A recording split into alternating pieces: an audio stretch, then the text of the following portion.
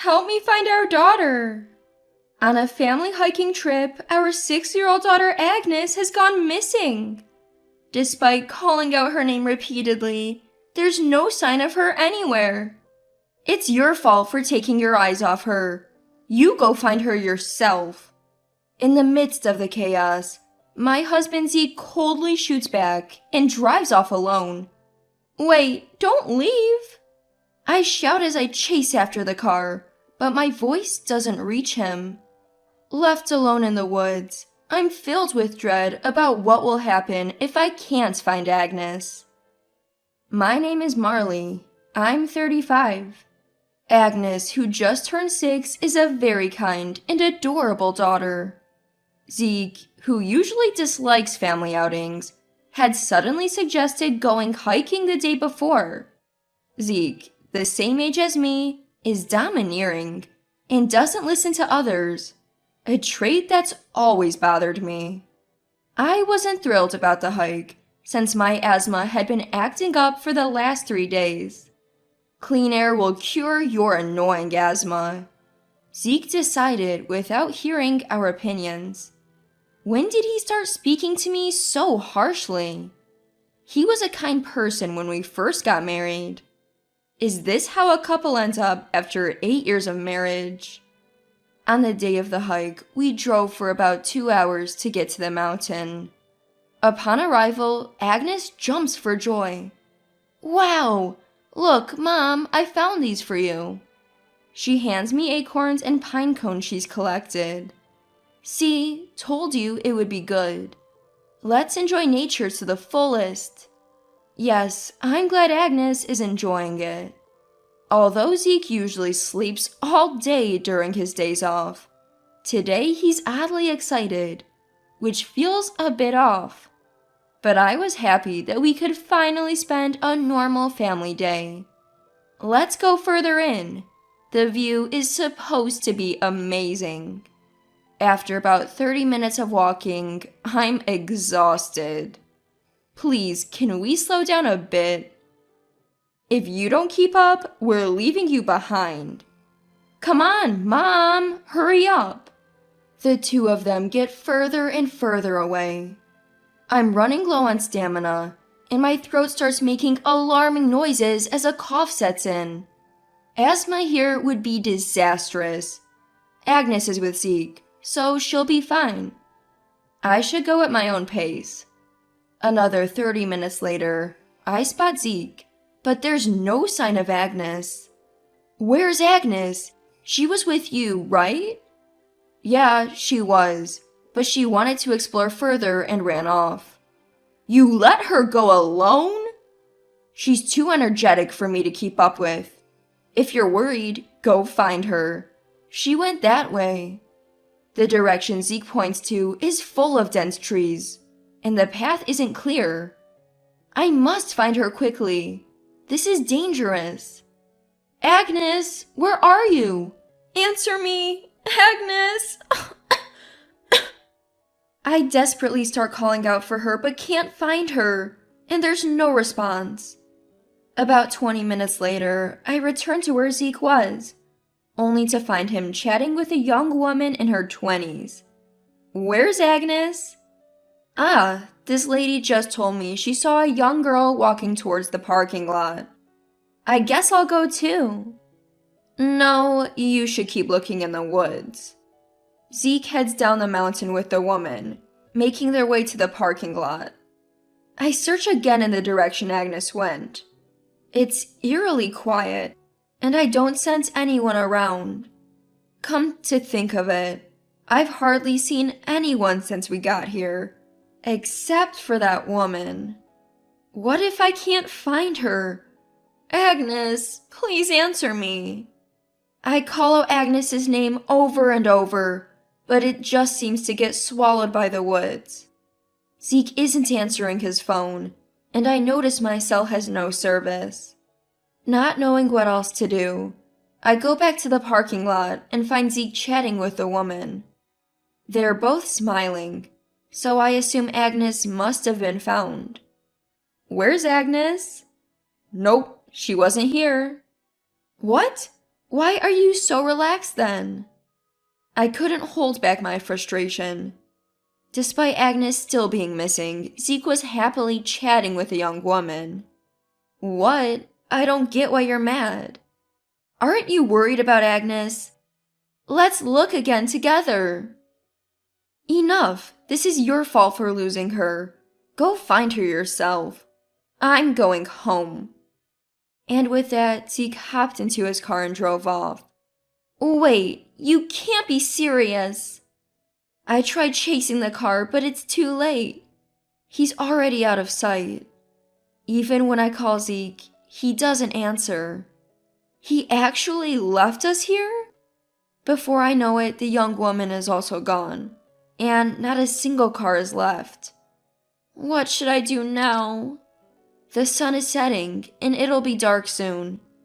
Thinking of how scared Agnes might be, I go back into the woods. But even after searching for over an hour, I hear nothing. The wheezing coming from the back of my throat is also getting stronger. I'm finding it hard to breathe. It's pointless looking alone. Finally, it hits me that I should call the police. But I can't get a signal. After a desperate search for a signal, I finally reach the police, only to learn Agnes was safely found by a passerby.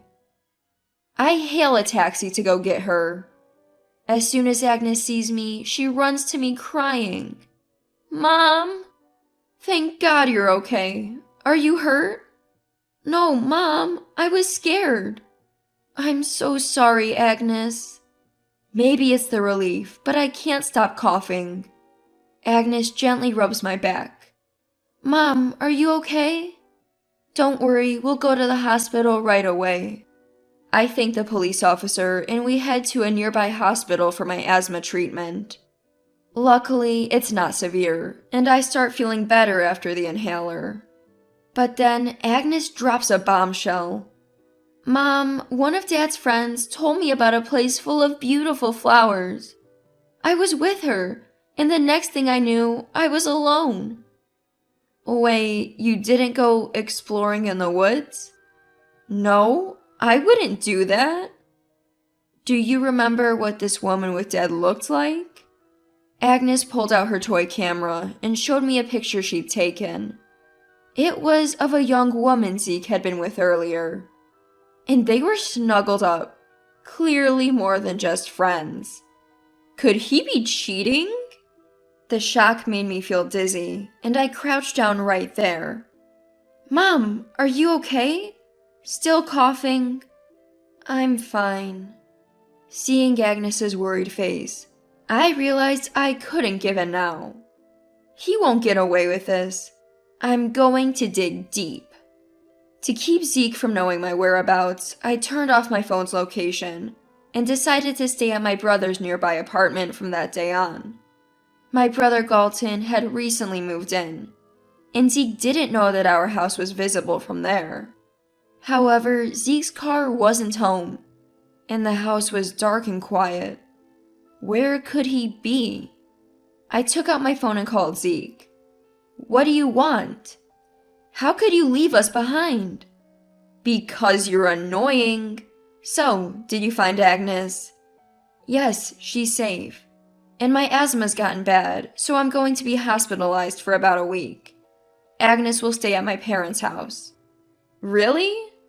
You sound almost happy about it. I'm glad Agnes is safe. Take care. My mistrust for Zeke, who was not only unapologetic, but also blatantly lying, only deepened. He didn't even ask which hospital I was in. He's probably with her right now, planning something awful. I was burning with rage, but I had to wait until I saw the truth for myself. Finally, Zeke came home late at night and left for work at his usual time the next morning.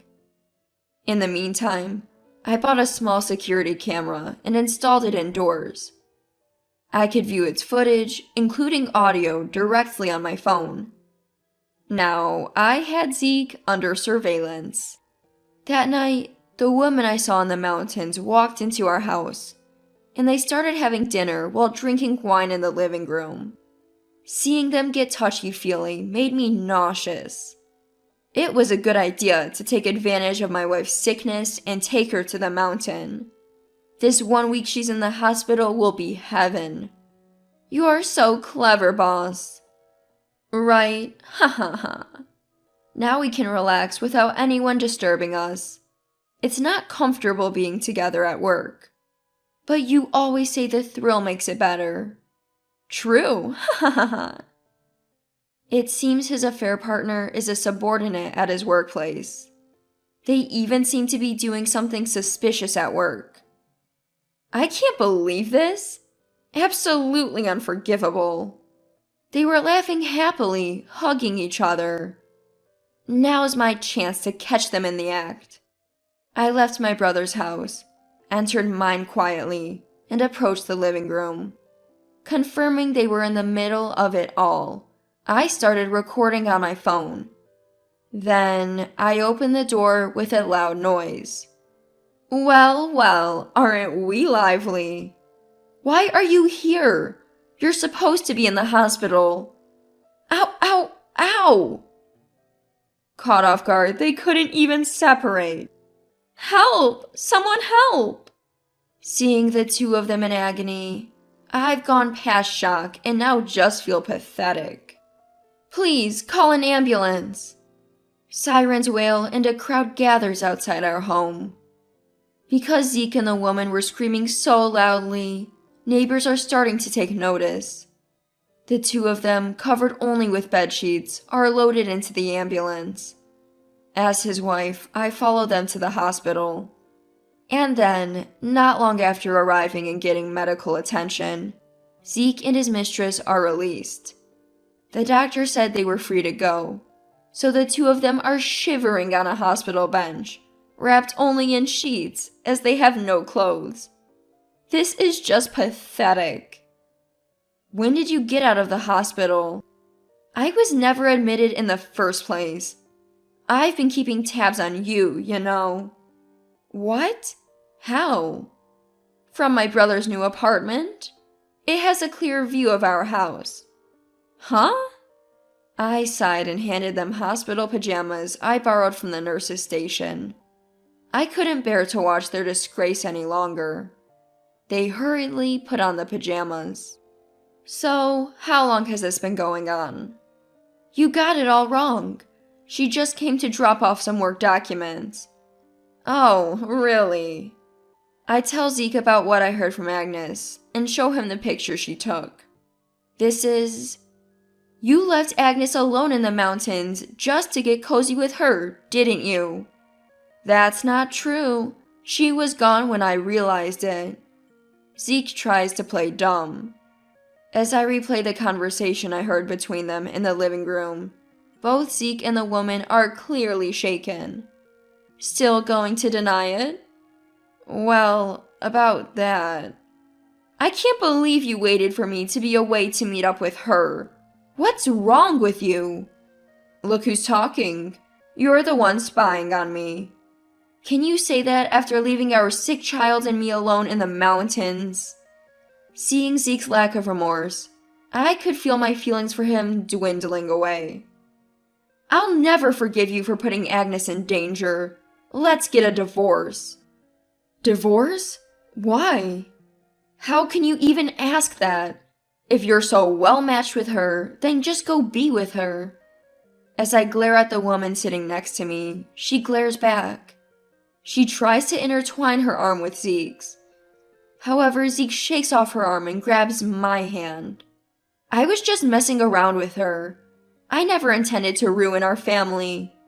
And to be honest, it was painful and awful, so I'm breaking up with her. What? The woman's face contorts like a demon's. She slaps Zeke across the face. Are you kidding me? What are you saying? Enough.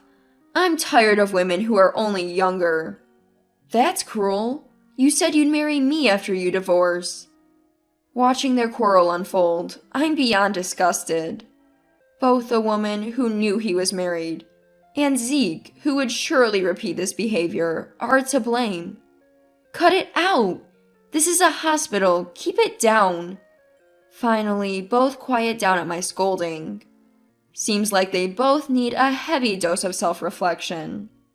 You better prepare yourself. I'm reporting you to the police for abandoning me and our young daughter in the mountains when I was sick. What? Is that a crime? Of course it is. Yikes. Please give me a break. Just forget the police. Both suddenly backtrack, looking up at me apologetically. Although they're saying sorry, their hearts aren't in it, I bet. That's not all. I want the house sold for the division of property, and $30,000 for infidelity compensation. Don't forget the child support for Agnes. Please forgive me. I'm sorry. And you, who laid hands on Zeke, owe me $30,000 in damages as well. We can't afford that. Not my problem. You'll have to take out loans. Oh, God. If you've learned anything, stay away from men with families. Got it? Please rethink this. Zeke suddenly bows down to the floor in apology, and the woman hastily follows suit. What is there to rethink now?